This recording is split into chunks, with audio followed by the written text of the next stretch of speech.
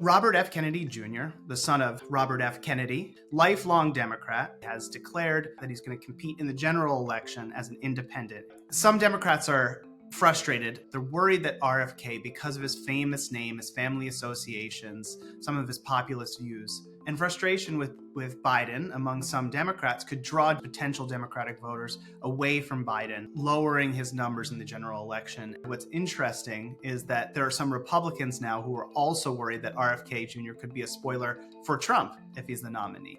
RFK Jr. has become pretty prominent in recent years as an anti-vaccine activist and a conspiracy theorist on all kinds of issues, a lot of which have more traction on the right. Part of what we were testing in this poll is, who does RFK Jr. hurt more in a general election? We asked people Biden versus Trump and then anyone else, but they had to name who that person was. What we found is there were about 9% of people who said they wanted to vote for someone else, but only 1% of those people actually volunteered RFK Jr.'s name.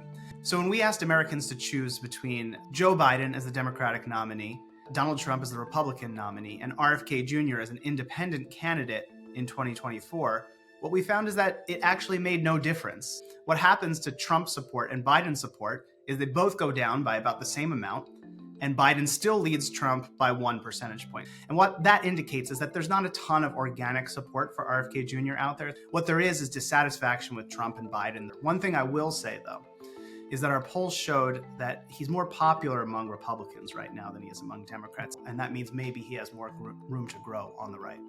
That said, and this is an important caveat, our elections in the United States for president have been extremely close in recent years. The country is incredibly polarized.